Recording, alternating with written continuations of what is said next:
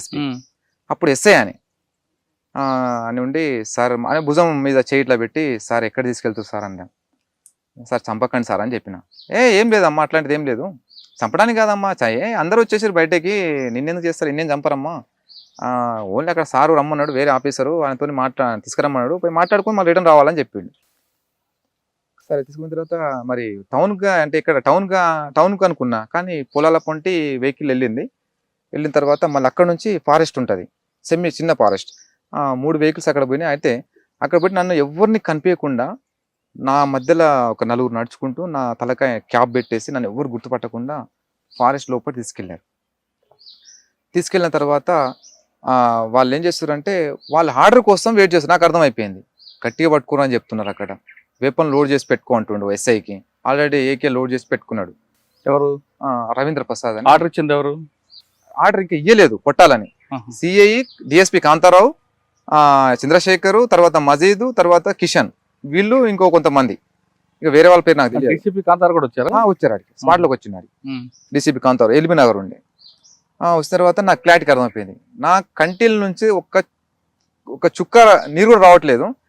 కానీ నాకు అనిపించింది కదా, ఒక యుద్ధంలో డ్రెస్తోని యుద్ధంలో చనిపోతే నాకు ఆనందం అనిపించేది, ఇట్టిగా పట్టుకొని చంపితే నాకు ఏం సాటిస్ఫాక్షన్ అవుతలేదు నాకు. సరిగా చంపుతారని ఫిక్స్ అయిన తర్వాత అయితే చావు చూసినప్పుడు, అంటే ఒక సెకండ్లో, ఒక నిమిషంలో ఒక సెకండ్లో ప్రాణం పోద్ది అనగా నేను ఆ దగ్గర దాకా చూసిన, సావు ఎట్లుంటూ చూసిన. కానీ నేను ఒకటే ఫీల్ అయినా కదా, సివిల్లో చంపేస్తారు, ఎన్కౌంటర్లోనో లేకుంటే ఇంకా దాడిలోనో చనిపోతే బాగుండేది డ్రెస్ మీద వెపన్ తోటి అని నేను అట్లా అనుకున్నా. తర్వాత ఇక ఎందుకంటే ఆడదాకా ఫస్ట్ చంపకండి సార్ అని చెప్పిన, ఇక ఆడదాకా తీసుకుపోయిన తర్వాత చంపకుండా ఉంటాడా? ఇక ఎంత మొత్తుకున్నా ఇక వద్దన్నా ఫిక్స్ అయిన తర్వాత ఇక చంపేస్తారు. ఇక అయిపోయిన తర్వాత ఇక ఆలోచన ఖాళీ ఉన్నా గట్టిగా పట్టుకోమంటుండే, ఇక అటుకొని దూరం నన్ను చైన్లు పట్టుకొని అటు దూరం దొబ్బుతారు అనమాట. కొట్టేస్తారేమో అనుకున్నా. ఇక కొంచెం బాధ అనిపించింది ఒక పక్కన, ఎందుకంటే అప్పటికి ఆ అమ్మని చూడలే ఒక 6-7 సంవత్సరాల నుంచి. సరే కొట్టేస్తారేమో అనుకున్నా. ఇక సైలెంట్గా ఉన్న తర్వాత ఫోన్లు వస్తూ ఉన్నాయి. వస్తే మళ్ళీ ఫారెస్ట్ లోపల తీసుకుపోయిన తర్వాత ఎవరు ఫోన్తో వచ్చిన తర్వాత నా చెవులు మూయమన్నారు. గట్టిగా చెవులు మూస్తే నాకు పక్కలో ఏం మాట్లాడుకుంటున్న విషయం కూడా నాకు వినిపించలేదు. తీసిన తర్వాత ఇక చంద్రశేఖర్ సి ఎప్పుడు కొట్టాలా, ఎప్పుడు ఫైర్ చేయాలా, ఎప్పుడు చంపాలని చూస్తున్నాను. తర్వాత మళ్ళీ ఫారెస్ట్ నుంచి మళ్ళీ ఆయన నెత్తిగోకుండా సరే పాండి అని చెప్పేసి మళ్ళీ తీసుకొని వస్తున్నాడు. అయితే ఒక కానిస్టేబుల్ అన్నాడు, ఏం కాదు నీకు ఏం చేయరు, ధైర్యంగా ఉండు అని. పాపం ఆ కానిస్టేబుల్ కూడా ఏడ్చింది సార్, ఎందుకంటే కళ్ళలో నీళ్ళు చూసిన. అంటే అక్కడ సిచ్యువేషన్ బట్టి అప్పుడు అనుకున్నా, అరే పోలీసులు కూడా మన మానవత్వం ఉన్న వాళ్ళు ఉంటారు కదా అనుకున్నా. మిగతా వాళ్ళకి ఎవరికి మానవత్వం లేదు. తర్వాత మళ్ళీ ఫోన్ వచ్చింది, మళ్ళీ ఫోన్ రాగానే మళ్ళీ ఫారెస్ట్ తీసుకుపోయారు. నాకు ఇక డైలామ్లో పడ్డా, ఏమైతే పోయిన తర్వాత మళ్ళీ ఏదో ఫోన్ సార్ సార్ సార్ అని చెప్తూ ఫోన్ రాగా సార్ సార్ అని అంటుండు. తర్వాత మళ్ళీ రిటర్న్లో పోస్తుంటే చంద్రశేఖర్ ఆప అంటుండు, అంటే ఆపండి అని చెప్పి మరి రిటర్న్ తీసుకురా అంటుండు ఫారెస్ట్లోకి. అక్కడ ఫారెస్ట్ కొంచెం ముందు పొలాలన్నమాట. అట్లా 4 times అట్లా పోవడం మళ్ళీ లాస్ట్ ఫారెస్ట్ తీసుకుపోయింది. మళ్ళీ లేదు సార్ ఖచ్చితంగా కొట్టాల్సింది సార్, కొట్టేయాలి సార్ అది అని పైన అధికారిని అడుగుతున్నాడు. నాకు అర్థమైంది అక్కడున్న డీసీపీ, ఏసీపీ, వీళ్ళు సిఏలు, డిఎస్ వీళ్ళే ఉన్నారు. తర్వాత అనుకునే ఇక కానీ వాళ్ళు పైన అధికారి ఎవరో కానీ వద్దని చెప్పినట్టు సార్ అని. అప్పుడు కొత్తకోట శ్రీనివాస్ రెడ్డి ఐజీగా ఉన్నాడు. అని అన్నాడంటే విక్రమ్ నాకేం తెలియదు, ఆల్రెడీ ఎంతో మంది సరెండర్ అయిపోయి రమాకాంత్ వాళ్ళంతా, ఆయన కూడా సరెండర్ చేయండి, ఏమవుతుంది ఉన్నది ఒకటే కదా, సరెండర్ చేసేయండి అని చెప్తే సరెండర్ చేయమని చెప్పిండంట. సరెండర్ చూపించండి ఎంతోమంది వచ్చారు కదా అని ఆయన చెప్పిన విషయం నాకు తెలిసింది శ్రీనివాస్ రెడ్డి సారు. ఇక ఆ చంద్రశేఖర్ సార్ ఏమంటుండే అప్పుడు సిఐ, నెత్తికోకుండా నీకు నూకలు ఉన్నాయి అంటుండ అనమాట. ఇక నీకు భూమి మీద నూకలు ఉన్నాయా అని చెప్పేసి ఒక దెబ్బ కొట్టిండు. ఇక అనే నీకు కొట్టినా కొట్టకపోయినా ఇక సరే 10 కొట్టు, ఇక ఏం కాదులే, సంపోద్దని ఏదైతే ఆర్డర్ అయితే వచ్చింది. ఇక అనుకున్న తర్వాత ఇక తీసుకొచ్చి వెహికల్లో తీసుకొచ్చి ఒక 2 days తర్వాత రిమైండ్ చేసి. ఈ 2 రోజులు బాగా కొట్టారా? మొత్తం 5 రోజులు కొట్టుకోరు, 5 రోజులు బాగా కొట్టారు. అంటే ఎలాగ 3rd degree లేదు మామూలుగా? సార్ ఎస్ఐ కంటే ఒక పాండ్ అది హనుమంత్ రెడ్డి అని ఒక కానిస్టేబుల్, ఇక రెడ్డి అనే పొగరో మరి ఏమో తెలియదు కానీ ఫస్ట్ నా క్యాస్ట్ అడిగిండు, బీసీ కుర్మా అని చెప్పిన. ఇక మీ పేరు ఏం పేరు సార్ అని అడిగిన, రెడ్డి అని కనిపిస్తలేదా అంటున్నాను అనమాట. అంటే సరే అని చెప్పేసి ఆయన బాగా కొట్టిండు సార్ ఆయన. నా చెవులకు ఇక్కడ నుంచి ఈ ఏళ్లతో కొడిస్తే ఈ చెవులు గోర్లు మొత్తం దిగినాయి లోపల. బాగా నడుల మీద బాగా తన్నిండు. థర్డ్ డిగ్రీ కంటే అంత థర్డ్ డిగ్రీ ఏం కాదు, కాకపోతే లబ్బర్తో బాగా కొట్టారు. ఇక వాళ్ళు ఎగిరేది ఇష్టం వచ్చినట్టుగా ఎగిరి తన్నడము, అక్కడ వచ్చిన స్పెషల్ పార్టీలతో తనిపేయడము. అక్కడ మిస్ అయ్యారు మీరు. ఆ. ఇంకొకసారి ఒక ఎస్ఐ మీకు మాట్లాడుతూ ఆయన కూడా వదిలిపెట్టాడు కదా. అవును సార్. అది అయితే ఆ రోజు ఏమైందంటే సార్, ఉడిమిల్లలో మేము ఒక బహిరంగ సభ పెడుతున్నాం, పెట్టాలని పార్టీ తీర్మానము. మేము ఒక 35 మంది కలిసి ఉడిమిల్లకు, అంటే మా సామాన్లు మా కిట్టి బ్యాగులంతా కూడా ఒక దగ్గర పెట్టి ఓన్లీ వెపన్స్ తోటి మాత్రమే గ్రామంలోకి పోయి అక్కడ మొత్తం మేము నినాదాలు ఇచ్చి అక్కడ గ్రామ సెంటర్లో మీటింగ్ జరుగుతుంది. అయితే వచ్చే బస్సులు అంటే మధ్యమడుగు జాతర బాగా సాగుతుంది, అప్పుడు వెహికల్స్ వస్తూ ఉంటాయి. వాళ్ళందరూ కూడా మీరు ఆపండి, జాగ్రత్తగా ఆపితే అక్కడ వచ్చిన జనాలు కూడా దిగుతారు, వాళ్ళు కూడా మీటింగ్లో అటెండ్ అవుతారు. అటెండ్ అయితే మీటింగ్ కూడా సక్సెస్ అవుతుందని చెప్పేసి చెప్తే సరే అని చెప్పి నేను రోడ్ మీద నేనున్నా, సాగర్ ఇంకొక భాస్కర్ అని కూడా ఉన్నాడు, ముగ్గురు, ఇంకో అరుణ్ అని ఇంకో అతను ఆయన ఎన్నుకొని చనిపోయిన తర్వాత. అయితే చాలా మంది వెహికల్స్ దిగుతున్నారు, లోపలికి పోతున్నారు, నేను మీటింగ్ అటెండ్ అయిన తర్వాత ఒక బస్సు వచ్చింది. అయితే వీళ్ళు ఏం చేసినంటే కొంతమంది టీం ఏంటంటే వాళ్ళ వేరే వాళ్ళతో మాట్లాడుకుంటే వాళ్ళు రోడ్ మీద ఉన్నారు. నేనే బస్సు రాగానే షార్ప్గా ఏం చేసినంటే ఇక్కడ మీటింగ్ ఉంటే నేను ఇటు సైడ్ వచ్చి నేను బస్ డ్రైవర్ దగ్గర పోయినా, అక్కడ నుంచి బస్సు వస్తుంది కాబట్టి ఇటు సైడ్ పోయి బస్ డ్రైవర్ని అడిగిన అనమాట, లైట్లు వేయమని చెప్పిన. అంటే అన్న పోలీసులు ఉన్నారని చెప్పిండు. అంటే పోలీసులు అని చెప్పలేదు, కానిస్టేబుల్ ఉన్నారని. నాకు కానిస్టేబుల్ ఉన్నారంటే ఒక్కడున్నాడా, ఎవరు ఎంతమంది అని చెప్పిన. లేదన్నా. అయితే అప్పటికి ఏంటంటే మమ్మల్ని చూసిండు ఎవరు, వెంకటేశ్వర అని అప్పుడు అమరాబాద్ చేస్తుండే. ఆయన ఏం చేసిండు, లైట్ లేదని చెప్పి లైట్ బటన్స్ దగ్గర వచ్చి వేయడం పెట్టినమాట డ్రైవర్ దగ్గరికి. అంటే లైట్లు వేస్తే కనిపిస్తాం కదా, పోలీసులు కనిపిస్తారు కాబట్టి లైట్లు వేయకుండా వచ్చి ఆడ ఆపిండు. ఇక అక్కడ ప్రజలు ఉంటారు కాబట్టి వాళ్ళు ఫైర్ చేసారు, కానీ ఇక క్రాస్ ఫైర్లో ప్రజలు చనిపోతారని చెప్పేసి చేయనట్టున్నారు.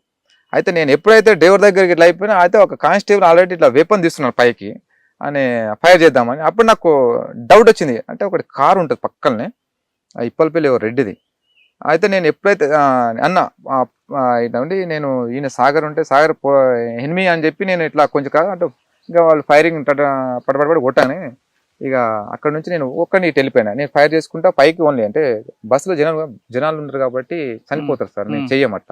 బస్సులో పోలీసులు మిక్స్ వస్తే చెయ్యము, మేము పైకి ఫైర్ చేసుకుంటా నేను ఒక్కని వెళ్ళిపోయిన తర్వాత వీళ్ళంతా ఎన్కౌంటర్ అయితే చెల్లచెదరైపోయి ఎక్కడైతే కిట్ బ్యాగులు పెట్టామో అక్కడ పోయి వీళ్ళంతా. నేను ఒక్కరిని మాత్రమే అడిలా చెట్టు మీద తెల్లారులో కూర్చొని, తెల్లారైన తర్వాత నేను ఎక్కడైతే మరి బ్యాగులు పెట్టినా అక్కడే కలవాలనేది మాకు ప్లేస్. అయితే ఆ ప్లేస్ కు నేను ఒక్కనే వెళ్తున్నా. ఒక్కనే వెళ్ళిన తర్వాత ఏమైంది, అప్పటికి వీళ్ళకి 7 గంటలకు ఎన్కౌంటర్ అయింది. వాళ్ళు కూడా వెళ్ళిపోయారు, ఎక్కడైతే మేము కలవాలనుకున్నామో కిట్లు పెట్టారో అక్కడ కూడా ఎన్కౌంటర్ అయింది వాళ్ళకు. అక్కడ ఎన్కౌంటర్ విషయం నాకు తెలియదు. అయితే వీళ్ళందరూ వెళ్ళిపోయారు. నేను కరెక్ట్గా 10:30కు అదే ప్లేస్కి పోయినా. నిశ్శబ్దంగా ఉంది, కిట్టి బ్యాగులు లేవు, ఎవరు లేరు. వీడికే కదా రమ్మని చెప్పింది, ఎవరు లేరు కదా అని అనుకున్నా. అయితే పక్కల ఆడి అనుకుని కొంచెం 1 ఎకరం పొలం ఉంటుంది, ఆ గొర్రెల మంది ఉంటుంది అనమాట. ఆ గొర్రెలు కూడా ఏం లేవు, మేకలు అంటే అప్పటి గొర్రెలు ఉండే. ఆ ఎన్కౌంటర్ ఫైరింగ్ భయపడి అందరు వెళ్ళిపోయారు, నాకు తెలియదు. ఇక పోయిన తర్వాత ఆకలి వేస్తుంది, తినడానికి ఉన్నాయని చెప్పేసి నేను ఇక వెప్పనట్లు పెట్టేసి చెక్ చేసి చుట్టూ ఆ మంద చుట్టూ తిరుగుతున్నా. మూటలు గిట్లు ఉంటాయి కదా, ఇక వాళ్ళు మనుషులు లేకుండా మనం అయితే ఎవరు ఓపెన్ చేయము.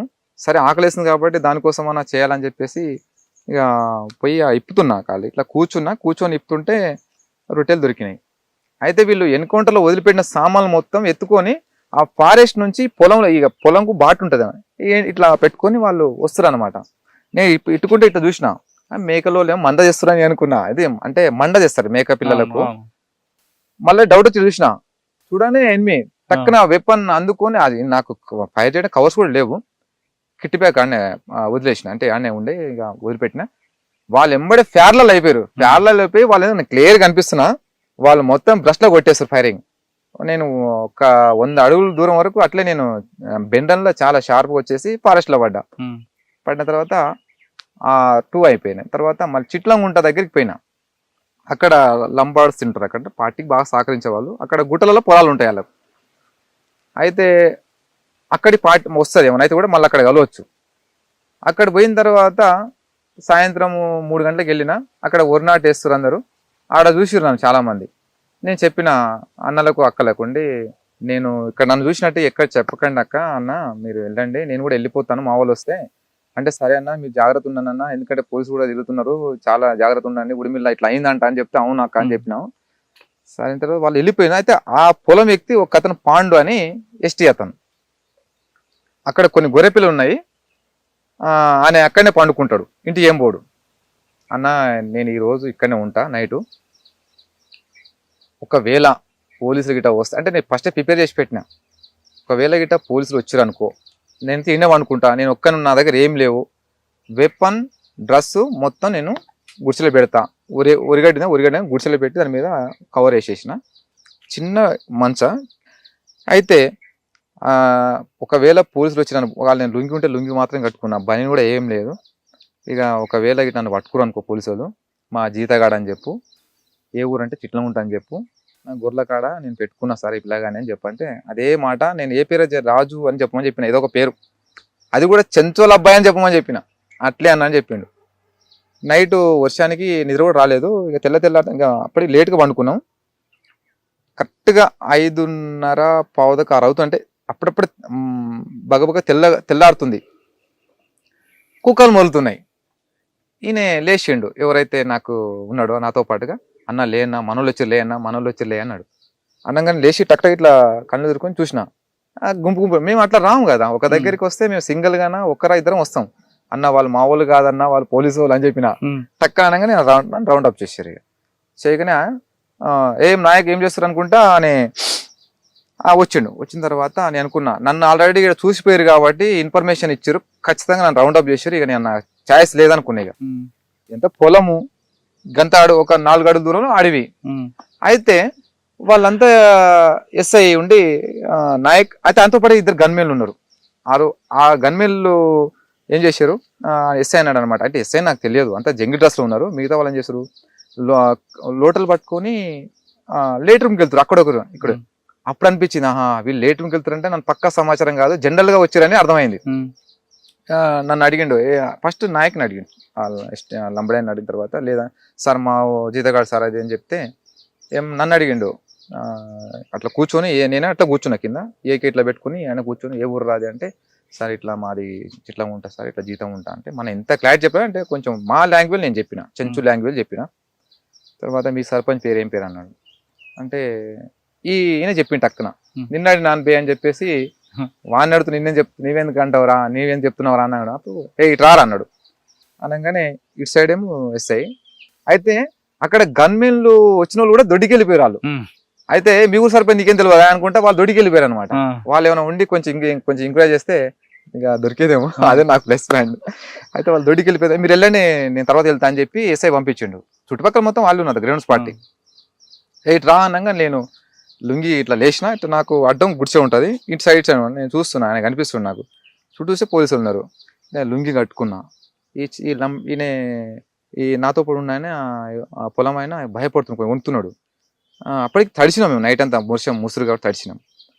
లుంగి కట్టుకొని మెల్లగా జంప్ అవుదామని చూస్తున్నా. అయితే మరి చుట్టూ వాళ్ళే ఉన్నారు. ఒకవేళ జంప్ అయినంటే ఎవరు జంప్ కారు కదా, ఫైర్ చేసేస్తారు అక్కడ, ఎవరు పారిపోరు కదా. ఆలోచించి సరే ఇదే జనరల్ చెకింగ్ సరే ఏదైనా కానీ అని చెప్పేసి ఇక చేతులు కట్టుకొని దగ్గర పోతే ఆయన భుజం మీద చేసేసిండు. ఏ ఊరు మళ్ళీ సేమ్ అడిగిండు, ఏ ఊరు ఏంటంటే మీ సర్పంచ్ పేరు అంటే, నేను చెప్పింది గుర్తుంది కదా, అదే చెప్పిన. మంచిగా అవద్దని చెప్పినాడు. సార్ మేము ఉండేది అడవిలో, జీతం ఉండి బతాం సార్, మేము సర్పంచ్ ఎవరో కూడా మాకు కనీసం తెలియదు, మేము చెంచులం అని చెప్పిన తర్వాత చాలాసేపు మాట్లాడింది. సరే అని నా అయితే ఆ గుడిసెలకు ఇట్లా వెళ్ళటం ఇట్లా పోతున్నాను అనమాట. అయితే ఆయన బ్యాగ్ కూడా దాంట్లో పెడదామని, వాన వస్తుంది. సార్ గుడిసెలకు ఆరుతుంది సార్, అక్కడ పెట్టకండి సార్, ఇటు పెట్టండి సార్ అని చెప్పిన. తీస్తే కింద పెట్టిండు. సరే నేను దొడ్డిపోయి ఇస్తాను, కిట్టు తడవకుండా చూసుకో అన్నాడు. సరే సార్ అని చెప్పిన. తర్వాత ఏం చేయాలబ్బా, సరే కిట్లో ఏముంటాయి, అదే వేపన్ అయితే తీసుకుని పోతుండే, కిట్టు కాదు అది. సరే కిట్ అని చెప్పేసి సరే అని చెప్పేసి అట్లా ఇంక ఎట్లా డౌట్ అయితే క్లియర్ అయింది. కానీ ఎవరైనా మాజీలు ఎవరైనా వస్తే గుర్తుపెట్టేవాళ్ళు. ఇక సరే అని చెప్పేసి ఇక దొడ్డిపోయి వచ్చిన తర్వాత నేను వెపన్ తీసి ఆ బ్యాగ్ మీద పెట్టిండు. లేచి కర్చీప్ తోటి ముఖం తుడుచుకుంటుండ అనమాట. నా టెస్ట్ చేస్తుండో మరి ఏదో అనుకున్నా, మరి నా పక్కన పెట్టి మరి ఆడనే ఉన్నాడు, టక్కని తీసుకున్నాడు, మళ్ళీ తీసుకుని భుజాన్ని వేసుకున్నాడు. 20 నిమిషాల దాకా మాట్లాడు.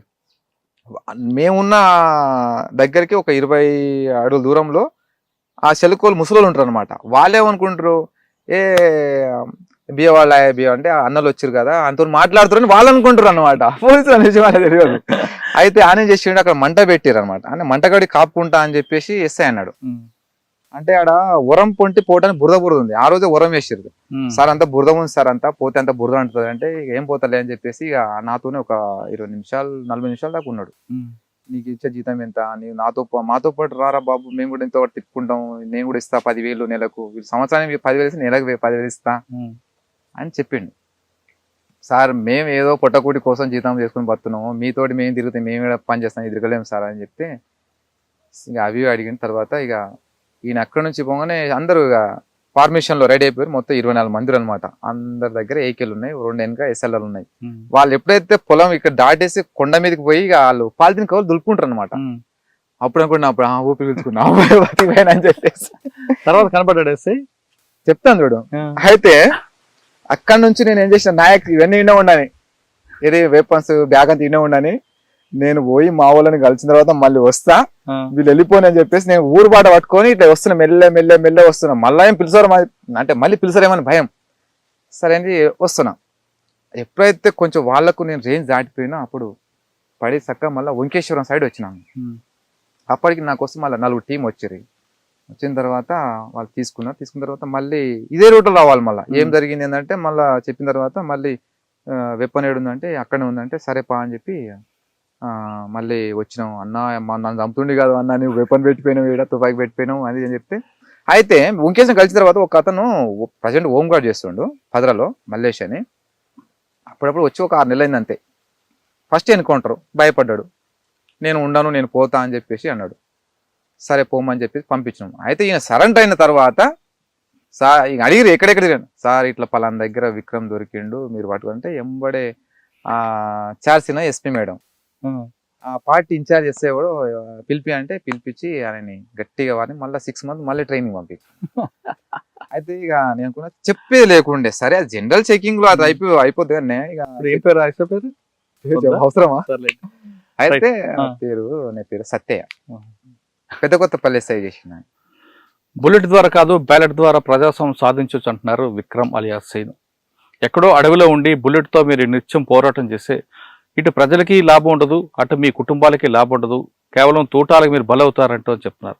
ఖచ్చితంగా మీరు ప్రజాస్వామ్యంలో రండి, జనజీవన కలిసి ఇక్కడ కూడా పోరాటాలు చేసి మీరు కూడా రాజకీయ నాయకులుగా కాకుండా ఒక ప్రజాస్వామ్యం, మంచి ప్రజాస్వామ్యం నెలకొల్పాలంటే మీలాంటి వాళ్ళు రావాలి, బ్యాలెట్తో పోటీ చేయండి అని చెప్తున్నారు.